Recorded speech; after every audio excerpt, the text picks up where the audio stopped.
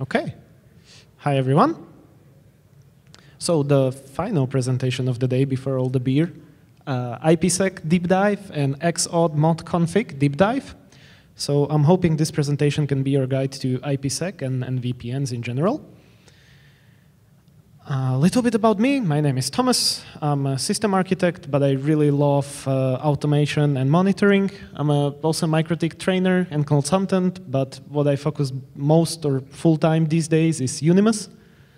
A little bit about us. In the previous presentation, I said I don't really like to do self-promotion, but yeah, so just bear with me a little bit. So yeah, we are a disaster recovery, configuration management, and automation, so mass reconfiguration, config push, config diffs, etc. solution. If you want to talk to me or see Unimus, just come out. We have a booth out there. So enough about us. So why are we here and why are we talking about IPsec XAuth mod config specifically? Oh yeah, before we start, as you probably can hear, I have an accent and I talk really fast. So I apologize in advance. If you can understand something, always feel free to raise a hand and ask if there is anything. And yeah, so like all of my presentations, this presentation will also be really technical and really in-depth. So you can always find it later on YouTube. You can always find the slides later on the MAM site. And as I said, anytime you want to talk to me or you have any questions about this, raise hand or come and talk to me after at the Unimus booth. So yeah, why IPsec XAuth mod config? So we run a lot of VPNs, and our customers also run a lot of VPNs. And it used to be about a year and a half ago that all our VPNs were L2TP IPsec. And about a year and a half ago, MikroTik did a lot of changes in the IPsec daemon inside RouterOS. And then one of those changes was that MikroTik introduced support for IPsec XAuth and mod config. And since then, this has become my favorite VPN ever. So we've migrated all of our customers, we've migrated all of our management VPNs into IPsec XAuth mod config. And I feel like many people don't know what it is and don't even know RouterOS supports it and don't know how to use it. So that's why we have this presentation. So I'm hoping I can transfer some of my enthusiasm for this technology to you. All right, yeah, so this is not for us. Like a lot of my PDFs make their way on the internet and people don't watch the videos, and the videos and the actual presentation has so much more information. So this is not for you all since you are here. This is for others that will find the PDF later on. Yeah. Also, there will be a link to my YouTube channel later on as well. If you guys want to see any of my other MAM presentations and deep dives, you can all find it there. So this is our agenda. We'll talk about IPsec in general, how does IPsec work, what it is, go in depth. It's a deep dive presentation into IPsec, and we'll have some configuration examples. Then we will dive into XAuth mod config. Why is it, in my opinion, better, and how does it compare to other solutions that are out there? Then we'll talk about configuring an access concentrator for IPsec XAuth on MikroTik and configuring the client.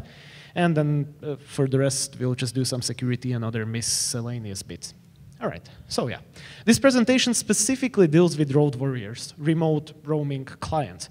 So site-to-site tunneling should not really be handled by XAuth mod config. There is different technologies and different ways to do site-to-site. By the way, we will have examples, so we'll also see how to do a site-to-site IPsec VPN. But the bulk of this presentation really is about road warriors.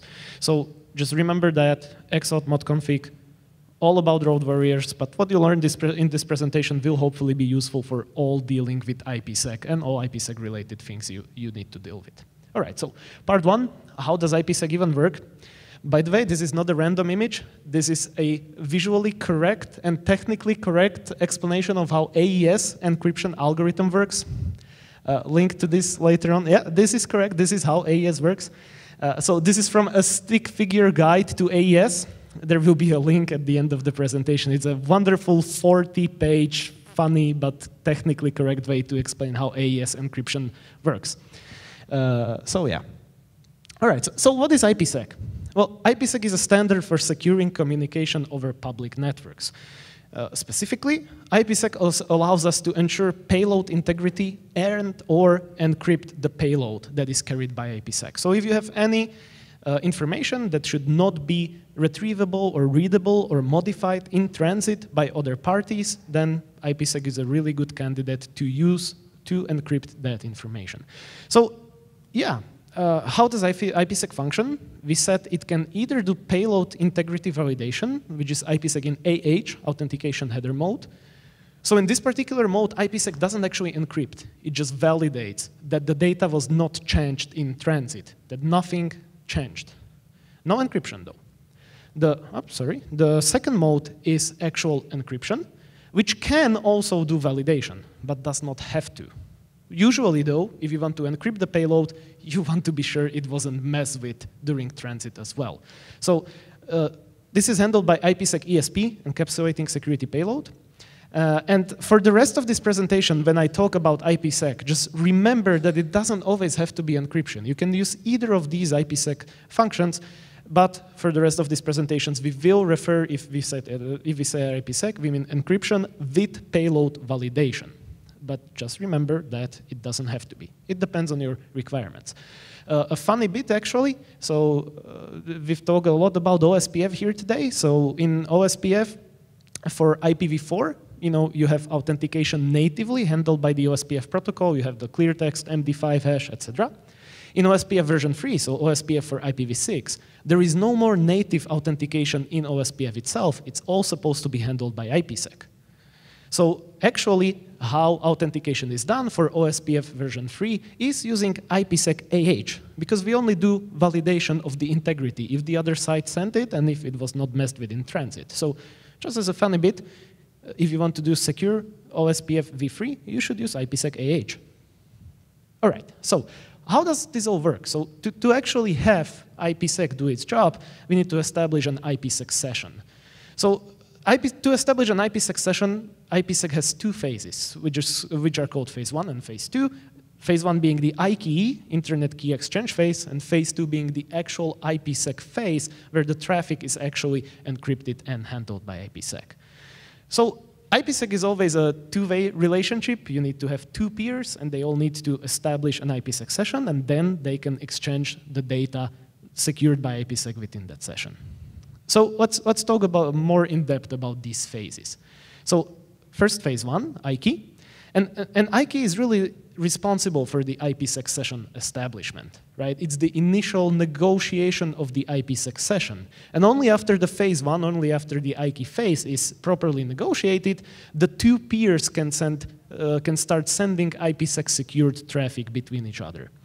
So this is the initial establishment, the initial negotiation between the two IPsec peers. And to negotiate an IKE session, a shared secret is required. This secret can be a pre-shared key, so just a password. It can be a certificate. It can be a key. It can be many different things. It just has to be one secret that is shared between two parties. So then, when we actually negotiate phase 1, when we establish that IPsec session, what traffic is handled by IPsec is dictated by IPsec policies. So IPsec policies are actually responsible for telling the IPsec service within router OS which traffic should be encrypted and how it should be encrypted and which IPsec peer the traffic should be sent to. So IPsec policies are kind of like the routing table for IPsec. They're not the routing table, they're kind of, you can visualize it like a routing table, because what they do is they decide which traffic should go to which peer and how it should be encrypted. So, how is traffic encrypted, since we are talking about the encryption about security? So SAs, security associations, are actually responsible for encrypting the traffic. Again, remember that when we say encrypting here, we could also mean just validation if we are using IPsec AH instead of ESP. So yeah, IPsec is not that hard, right? We just negotiate an IKE session, then SAs are built, and traffic is encrypted and processed as dictated by IPsec policies. Not that hard, right? All right, so let's go a bit more in depth. Let's visualize the IPsec process. So as we said, two phases. In phase 1, we establish the IPsec peering through IKE.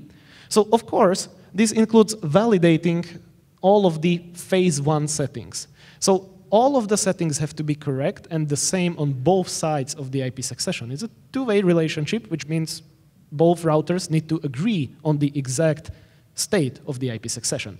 This includes the secret, the hashing and encryption algorithms for phase 1, and many other like lifetime settings, etc. So if phase 1 is successfully established, we have completed phase 1, we have built an IKey session, and we can actually start building essays. Again, essays, the security associations, are built based on how our IPsec policies tells us which traffic needs to go where. So again, we have a lot of validation here. So for phase 2, the mode, the hashing, and the cryptographic algorithms, everything needs to match between the peers to successfully negotiate and build these security associations, which are then used to encrypt the traffic as our policies dictate. By the way, this is vastly simplified, but it is enough for us to understand how IPsec works. All right. So in RouterOS, there is one important quirk, I guess you could say, in RouterOS, that before any of this process actually happens in RouterOS, you need to have some interesting traffic. You need to have some traffic that would match IPsec policies in order to kickstart the entire generation of the IPsec essays. So yeah, in other words, there first needs to be traffic that matches a policy, and only then all of this is done. This is just to save some resources. If there really is no traffic between IPsec peers, building an IPsec peering is really computationally heavy. So it makes no sense to do all of these heavy crypto operations if there is no traffic to be encrypted by IPsec, especially if you have very many peers. So it's completely common in RouterOS when you start a ping across an IPsec tunnel to see first 2 or 3 or even 4 packets timeout. Because that's when all of this is happening. Phase 1 is getting negotiated, essays are getting negotiated, and only after the first initial 2 or 3 pings will the traffic actually properly start to flow inside of the IPsec tunnel. So just bear this in mind. This is completely normal. This is how it works in MikroTik. All right. So phase 1. Let's take a closer look at phase 2. And we said that in phase 2, the policies are what dictates what traffic is actually encrypted. So yeah. And also, important part is which peer should the traffic go to. As you can imagine, if you send the traffic which is supposed to go to router 1 to router 2, you won't accomplish much. So the policies will dictate which traffic to encrypt, which peer that traffic should go to. What to do with the authentication? Should we just authenticate or should we also encrypt? And how to process the traffic in transport or tunnel mode. So this is all that the policies dictate, and we have some new things here. We are talking now about transport versus tunnel mode. So what is that? So IPsec realistically has 2 modes that we choose between and that are used for different purposes, and that is transport and tunnel mode. So let's look at each one. Let's understand how they work, what they are for, and when should you be using each of these modes, and what is the difference. So in transport mode, the job of transport mode is to secure a data stream. So it actually encapsulates layer 4 datagrams. So the job is to encrypt or secure a data stream between 2 peers. In tunnel mode, though, we actually tunnel traffic. So tunnel mode encapsulates the entire layer 3 packet by itself. So tunnel mode, IPsec tunnel mode by itself can do VPNs. So to visualize it a little bit better, we can see that in transport mode, only layer 4 and further are injected, are encapsulated by the IPsec packet. So yeah, used to secure host-to-host or end-to-end traffic, a single data stream. Whereas in tunnel mode, we actually encapsulate the entire IP header, which means that we now have 2 IP headers inside of the IPsec secured payload, which allows us to do VPNs natively in tunnel mode. Okay, so the last part is IPsec proposal. An IPsec proposal is our cryptographic configuration, our crypto config, which tells RouterOS what crypto and hashing algorithms to actually apply to our IPsec traffic. So how to actually encrypt the traffic. So yeah, this is basically how secure we want this VPN to be, how unbreakable or for how long it should be unbreakable for. All right, so to sum up, we have three things, or we have three menus in RouterOS that we need to deal with. First is IPsec peer, which defines phase 1 settings and defines our individual IPsec peers. Then we have IPsec policy, which defines what traffic to process and how to process it. So this is phase 2. And then we have the IPsec proposal, which defines what crypto and hashing algorithms to apply to the traffic. All right, so let's see an example. Let's visualize it and let's understand it better upon an example. So we have a simple site-to-site VPN here between two sites. So we have R1 and the corresponding local subnet, R2 and the corresponding local subnet connected by the internet. Simplest as it gets for a site-to-site VPN. So how would we configure the VPN in IPsec tunnel mode? Because we mentioned that IPsec tunnel mode can do VPN by itself. So first of all, remember, we need to create an IPsec peer, so phase 1 settings. And we will see that on router 1, we will add a new IPsec peer with the address of the other router. We do some cryptographic configuration, more about this later on, and we give it a secret. So the secret is the shared secret. It's the pre-shared key. So in this case, we are using a password, not a certificate or a key. You could use a certificate or a key, but for simplicity here, we are just using password authentication. All right, so phase 1, fairly easy. Oh, it's a lot of text, but we understand what it means now. So for phase 2, we need to define an IPsec policy. Remember, this is like the routing table for IPsec. So here we are telling our router that from traffic from our source address, from our subnet, going to the other subnet on the other side of the VPN, we actually want to tunnel this traffic by IPsec. And we actually want this traffic to be processed by IPsec. Right? And then we need one little special NAT rule. So this is, again, a little quirk of IPsec in tunnel mode. If you have a masquerade or a source NAT rule on the outgoing WAN interface, that rule would actually mess with your IPsec traffic. Because if you look at this, the traffic from this computer going to the other side of the VPN will actually go outside of the internet interface. But it's already tunneled by IPsec, so we don't want to apply NAT to the traffic between our two sites. That would break the communication. So we need to implement what is called a NAT bypass rule. That would simply tell our router not to NAT our traffic inside of our VPN tunnel. So there is actually two ways to do this. One way is to do it through firewall NAT. The other way is to do this in a firewall raw table. So you can actually not track this traffic inside of firewall raw, and therefore it wouldn't even enter NAT. The downside of using the raw table is that if you basically don't track it in the raw table, or if you fast track it in the raw table, you will not be able to apply firewall onto that traffic, because the firewall facility in RouterOS will not see the traffic since it was already fast tracked in the raw table. So it's much faster. It puts much less load on the CPU, but the downside is you won't see it in firewall. Or you can do the NAT bypass rule, and if you do the NAT bypass rule, you will see the traffic in firewall, but again, this makes the traffic go through the entire RouterOS process and therefore is a bit more CPU exhaustive. And the other side is pretty much the same, just with IP addresses changed. Okay, so I said that we have a bunch of strange cryptographic configuration here in peer. What does all of this mean? So as we said, in IPsec peer, in phase 1, this is not the phase that actually encrypts the traffic. This is the phase which negotiates the IPsec session. And therefore, we can apply really strong cryptographic configuration to phase 1 because it doesn't actually put load on our router, because phase 1 is not what encrypts the data. That's phase 2. So here we can see that by this config, we adjust the peer, first of all, to use Diffie-Hellman group 2048, much stronger than the default. Then we apply AES 256 encryption and hashing SAH 512. This is for security. Since this doesn't actually influence, as we said, the CPU usage, because this is not the traffic encryption, we can take this all the way as high as we want and to have it really secure. Okay, so this is how you would build a tunnel mode IPsec VPN site to site.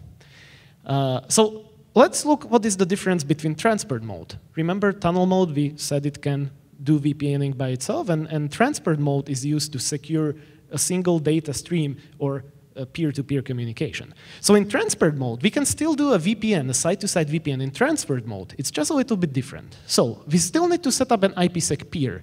It's completely the same as before because we are doing an IPsec session between two routers. But now in policy, we do something else. In policy, we don't tell IPsec to actually tunnel the traffic between the sites. We just tell IPsec to secure communication between our two routers. So you can see here, source and destination addresses will simply be the addresses of the routers with /32. And we don't have tunnel yes as here. So we only told IPsec to secure communication between our two routers.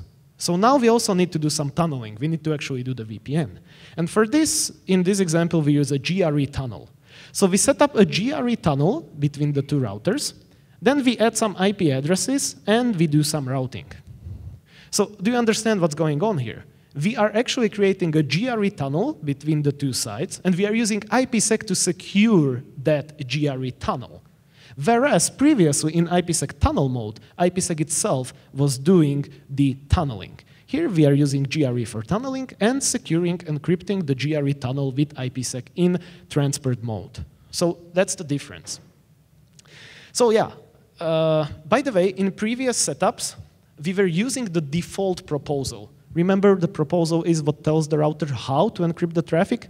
So please note that the default proposal should be adjusted for better security. The default proposal is very broad to offer a lot of compatibility, but it's not really that secure. So for brevity, I didn't want to put this line into all of this mess already, so you should apply to all of the previous configurations this proposal change. So what do we do here? Inside of this proposal, first of all, we adjust the hashing algorithm to SAH-256. By default, RouterOS uses SAH-1, which has been cryptographically broken for a long time now. Please note that cryptographically broken and unsecure are two different things. So what does cryptographically broken mean is that on the mathematical and theoretical level, the encryption or hashing algorithm is vulnerable. And actually, not long ago, I think it was 2 or 3 months ago, it was the first time there was an actual SAH-1 collision shown by Google Security Research Group. So yeah, SAH-1 should not really be used anymore, but theoretically, it's still fine for now. What does this mean? If we are talking about security and if we are talking about cryptography, there is a big difference in what is secure now and what will be secure 10 years from now. What do I mean by this? If somebody captures your traffic today and the traffic is encrypted by IPsec, he will not be able to break it today because it still requires too much computational power. But in 10 years, as you know, computational power grows over time, it might be breakable in seconds. So it depends on what is your requirements, what do your customers need, what level of security do you need, how long into the future do you want the data to stay unbreakable. As a funny comparison, maybe some of you remember there was an old movie, circa, well, old, 2003 movie, Operation Swordfish. Anybody remember that? So in that movie, they were hacking or cracking a I think it was RC4 encrypted data stream. Don't take me by the word on which encryption they were using. The point is that they had to be using rooms of supercomputers to break through the encryption. Well, today you can break that encryption on your smartphone in less than a minute.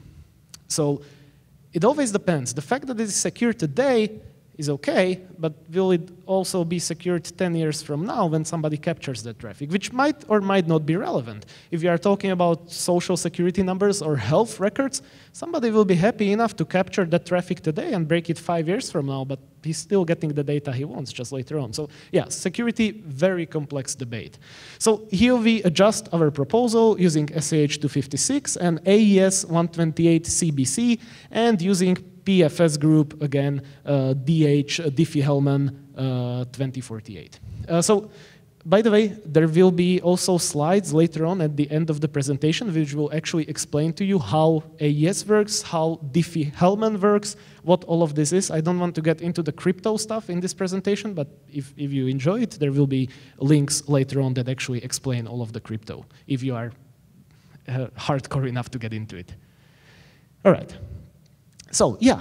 So what should you use? What should you actually use in production? What do I recommend for site-to-site VPNs? If possible, you should always use IPsec transport mode with an underlying tunnel. Why? Because it gets you an interface. And upon an interface, you can run OSPF, you can do torch, it's much easier to firewall, etc. Because remember that in IPsec tunnel mode, you only have the policies that dictate how traffic is routed through, well, it's not really routing, right? We said it's like a routing table, but it's not really a routing table. So you only have the policies that dictate what traffic and how should be processed by IPsec. And it's the same difference as with static routing versus OSPF, right? Policies are like doing static routes, whereas doing IPsec in transport mode with an underlying tunnel, you have access to OSPF, which just makes it so much easier for large deployments and for really complicated meshed topologies. So that is my recommendation. Do IPsec transport mode with an underlying tunnel so you get an interface and you can do all the nice things which require an interface. All right. So part 2, let's finally get to our road warriors and to actually the point of this presentation. Now that we know how IPsec works, now that we understand the basics of IPsec, we can actually do some road warriors, and I just couldn't not do a Mad Max reference here. All right, so yeah, oh, what a day. So previous cases dealt with a site-to-site VPN. However, just as often, if not more often, we actually need to support road warriors, remote roaming clients. So this means that we now want a client-to-site VPN. And so this is not a network anymore. This is a single client that's often behind NAT that just wants access to company resources. So what are our options here? And this is not limited just to IPsec. We have PPTP, which just please don't do PPTP. It has been removed from all the major operating systems. It's not secure, just don't do it. We have SSTP, OpenVPN, L2TP IPsec, IPsec XAuth mod config, IKV2, and yeah, you have others, but these are the main ones for road warrior usage. So why XAuth mod config? Why do I choose this one rather than the other alternatives we have here? Well, first of all, XAuth mod config is supported in all major operating systems, including mobile. Big benefit. Second of all, it's not TCP based. So what do I mean here? If you look here, we have SSTP and OpenVPN on the list. SSTP is TCP-based, and RouterOS only supports OpenVPN in TCP mode. The problem with TCP-based VPN is that you now can have a situation where you will have a TCP session inside of a TCP session, right? We do the inert tunnel or the invert tunnel. The inner session is a TCP session, but it's also tunneled by a TCP tunneling session, and this is all kinds of trouble. So you will get windowing differences. So the inner TCP session will have a different window adjustment, different window growth TCP windowing than the outward TCP session. You can get fragmentation. You can get out of order packets. It's just a mess. Let's not do it if we have a choice. So yeah, XAuth mod config, not TCP based. Good. It supports keys. It supports certificates. It supports a pre-shared key or a simple password. Great. But what is really good for us is that XAuth mod config supports configuration push. So we can actually push some settings to the client.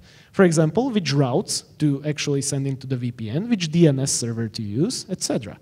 So this is really great for remote clients. And we don't have this option with many of the alternatives here. And finally, there is a great free client, Shrew VPN client, that I cannot praise enough. And it's actually the reason we've migrated, because the Shrew client is great. We'll talk about this a bit later more in detail. All right, so yeah, what do road warriors need? What do we really want? Well, as we said, we want to push settings to road warriors. Specifically, we want to push routes. So we can actually tell the remote VPN clients what traffic to send into the VPN and what traffic not to.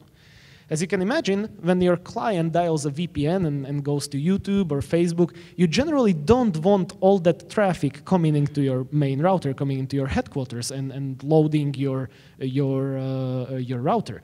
And there is usually no reason to, unless you are by some corporate or other requirements, actually required to inspect all of the traffic. But you have the choice here. You can choose to either tunnel all of the traffic from the client to the VPN and to your main network, or you can tell the client which traffic should be sent to you over the VPN and which traffic the client should be sending over the internet natively without overloading your VPN connection.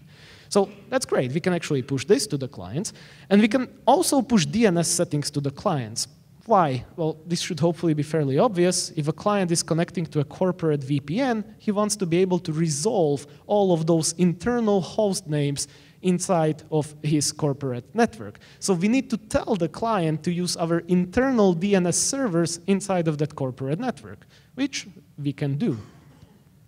And by the way, the rest of these options, some do this, some don't do this. For some, you require a separate client, etc. But the point here is that IPsec XAuth mod config covers all of the checkboxes and doesn't have any of the disadvantages of the other solution. So that's why we chose it, and that's why I like it, and that's why we are talking about it here. All right, so, and the final, managing VPNs. Oh man, having the ability to export, import VPN profiles is just such a time saver. So this is actually my VPN client at work, and you can see I have a ton of VPN connections here. And just imagine that we now take on a new networking admin, so we hire a new admin, and now I want to set his PC up with 20 remote VPN to our client sites. It's a mess, unless I can actually import them nicely with a couple of clicks, which I can do in Shrew. So yeah, imagine having to configure all of these VPN profiles manually every single time you have a new employee, or imagine having to explain to a non-technical user or an employee of a corporation how to set up his VPN. Yeah, let's just send him a file, tell him click import, and you have the VPN. So yeah, the ability to export and import and send the profile file is just wonderful. So we have this with the Shrew client, and it just makes your life so much easier. All right, so yeah, for the rest of this presentation, we will be showing the Shrew VPN client. As I said, great, free, available for all major OSs, even Linux, whatever you have. And yeah, on mobile, as we said, just use the built-in OS client, which for Android and iOS, there is a XAuth mod config client, and it supports configuration push and all the great features.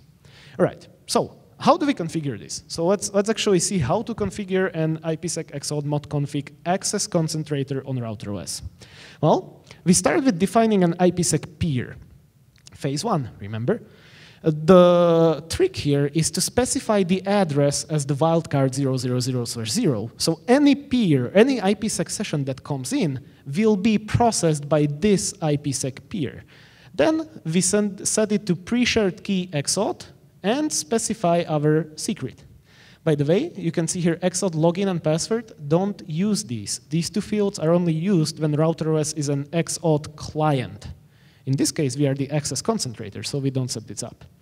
Then by the way, the important thing here is to set this peer to be passive. Since we are the IPsec concentrator, since we are what is called in IPsec a responder, we don't initiate the phase 1 peering. The clients come to us because we are the access concentrator. So we set the IPsec peer to passive, and we do not send initial contact here. We also want to support net traversal. We want to generate a policy automatically, again, because we don't know where the road warriors are coming from. We cannot specify policies manually. So we'll just let RouterOS do that for us and generate those policies dynamically. All right, and then we, again, in phase 1, remember to configure as strong encryption in phase 1 as possible, since, again, we don't actually incur any performance penalties doing so, and we increase our security by a lot. Okay, so that's phase 1, that's peer. Now, we specify what configuration to push to our client. So this is the mod config part. So we just specify a mod config, I guess. And yeah, I'm not sure how to properly Do we specify a mode config or a mode config? Yeah, whatever. Anyway, so we just tell RouterOS what IP addresses to assign to our clients. Since this is a client to site, we need to give an IP address to the client, so we specify a pool. Then split include actually will push to our clients which routes, which prefixes, which subnets the client should send the traffic to VPN. So this is how we tell the client what traffic or what subnets live in our corporate network, so he will only push traffic to these two subnets inside of the VPN. And then we have the option of either pushing the system DNS or a static DNS onto the client. So these are the things that we discussed previously. Yeah, so mode config we have, phase one we have. So what about the policy? Remember that we need a policy to tell RouterOS which traffic should go where. Well, as we said, we can actually generate this automatically. So since we said generate policy port strict in peer in phase one configuration, RouterOS will automatically or automagically generate policies for our incoming IPsec peers. All right, so the last step, we just need to generate our usernames and passwords for our VPN road warriors. So we just go into IPsec users, and we generate a username and password for a user. By the way, very useful tip, you can also use radius authentications for this. So yeah, IPsec XAuth mod config fully supports authenticating of a remote radius server. All right, so this is the full configuration for the access concentrator, so you don't have to manually configure it. You can just copy-paste this, and it will configure your access concentrator. So yeah, again, remember to adjust the IPsec proposal. Remember to secure that phase two, where the traffic is actually encrypted. All right, so how do we configure the client? Again, this is the configuration for the Shure client. It's actually more complicated than it should be, honestly, but you can see all of this on the screenshots, how to configure it. I think most of these fields should be fairly self-explanatory, and you should understand them at this point. So yeah, you set up the client, which, as I said, more complicated than it should be. But the main thing to understand here is that, again, I have phase one config, phase two config, and policy. See, it translates even to different software because it's the basics of IPsec. So now that you've done all of this difficult client configuration, you can just click File and Export and just send that one file off to all your employees, off to all the remote warriors that need the IPsec to work. And there you go. They can now dial the VPN and they will be able to access the corporate network. So yeah, that's really it. So that's If you can deploy these 10 lines of code and create the profile, you're done. IPsec XAuth mod config, fully functional road warrior VPN. So part 3, security and some other miscellaneous bits. Firewall rules. So you, of course, need some input chain firewall rules to allow the remote clients to dial or to set up the IPsec session. In this case, we need to allow IKey, which is phase 1, which is UDP 500. Then we need NetT, so NAT transversal. As we said, the clients will often be behind NAT, so we also need UDP 4500. And then we, on input, need to allow IPsec ESP, which is a separate layer for protocol. Just remember that if you were doing just an IPsec AH session, this would, of course, be IPsec AH and not ESP. So yeah, a routing note. If you have a bigger routed network, OSPF, BGP, whatever else you have, remember that you need to add proper routes. So when the IPsec peers establish the VPN, you don't have a route to them. They are handled by IPsec policies, which means that if you are doing like a static route redistribution or a connected route redistribution, it would not actually redistribute to the rest of the network because it's not an interface, the IP address is not in IP addresses, it's just handled by IPsec policies. So we will need to somehow redistribute this pool of IP addresses that we are giving to the road warriors. So you can, for example, just create a black hole route and redistribute that black hole route or do whatever else to somehow inject that pool of addresses for the clients into the routing table and redistribute it. Actual handling of routing decisions, so IPsec is handled before the routing table. So when there is an IPsec policy, the packet will go to the IPsec policy, even if there is a black hole route in the routing table. Doesn't matter. IPsec policy takes preference. All right. So do you want to learn more? Well, I have some links for you. So these two videos will explain the basics of encryption, what it is, how it works. This is from a PBS Infinite series, a really great channel about mathematics and different things.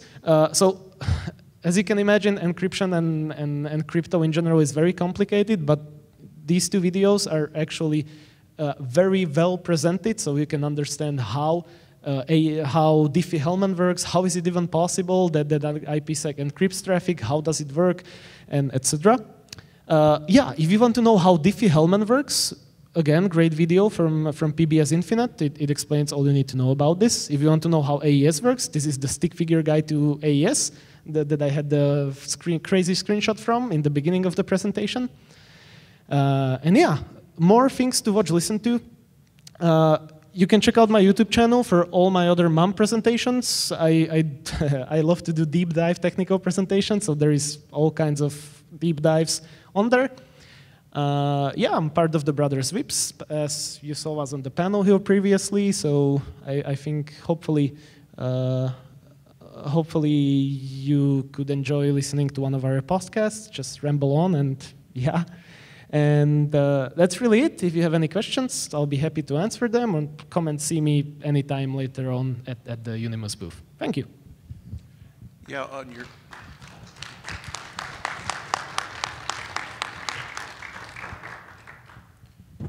I noticed that you were recommending not to use SHA-1 and using SHA-512.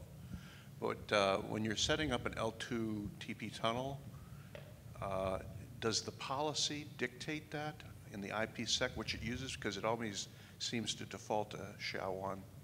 Yeah, so it depends on how you set it up. In newer versions of RouterOS, there is one magic checkbox in L2TP server, use IPsec.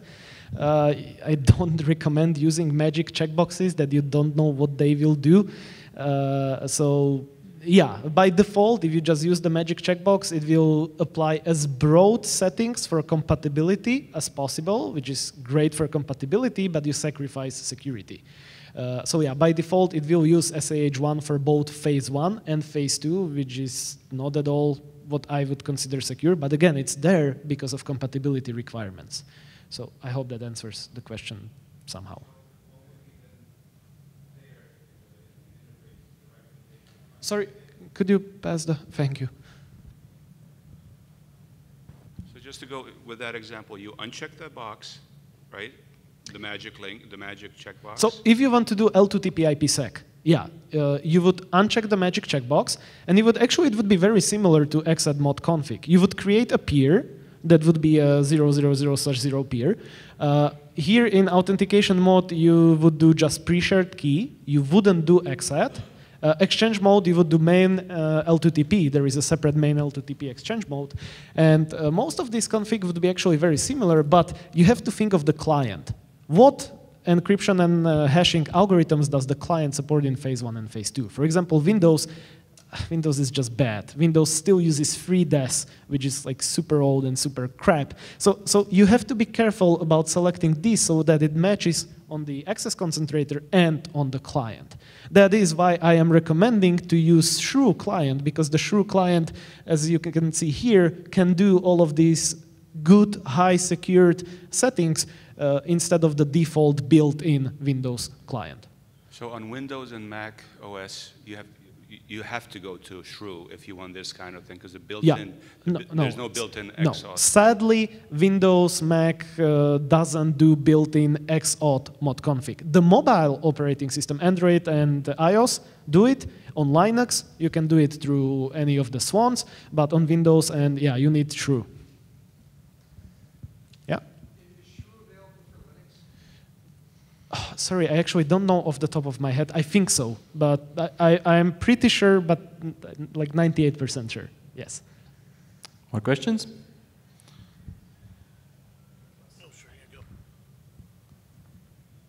this is all post-login. Is there anything that we can do pre the user logging into the computer?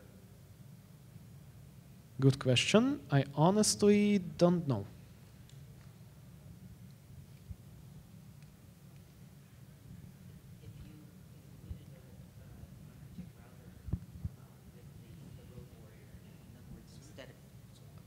Instead of sending the configuration and setting up a VPN on the laptop itself, if you sent a small map or something where it was configured, then it would work, right? Sure, but then again, you run into issues that map sometimes, you know, because it's a roaming warrior, he can go around the hotels, he can go around public networks, and he would have to know how to get connectivity to that MikroTik, which roaming, like non-technical users will not be able to figure out. I had 2 questions. The system DNS, when you check the box for system DNS, does that just mean don't send any DNS config? System DNS would actually send the DNS configured in IPDNS of the access concentrator to the client. Okay.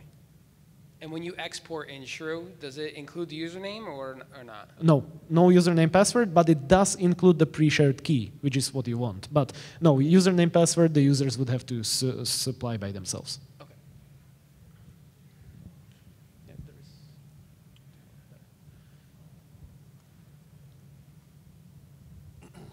This might be a better question for our MikroTik friends, but do you have any idea why they do not support UDP in OpenVPN? Because that would solve all of these problems and also not require 9 different screens of configuration for Shrew. So, I mean, it meets all those criteria and is easier to configure. Well, yeah, so why doesn't MikroTik do it? The official answer on the forums and said by MikroTik many times, and I'm quoting here, was that their developers already almost killed themselves trying to implement OpenVPN TCP. So they don't want to do UDP because they have their own daemon. They don't actually use the publicly available OVPN. And if they will ever do it, that's a question for MikroTik. But honestly, yeah, I know it requires 9 slides of configuration, but you have to do that, you have to configure the client even for OpenVPN. So, yeah, I don't know. It's, yeah, question for MikroTik. No more questions? Okay, thank you, Thomas, for your presentation. Thank you, everybody. This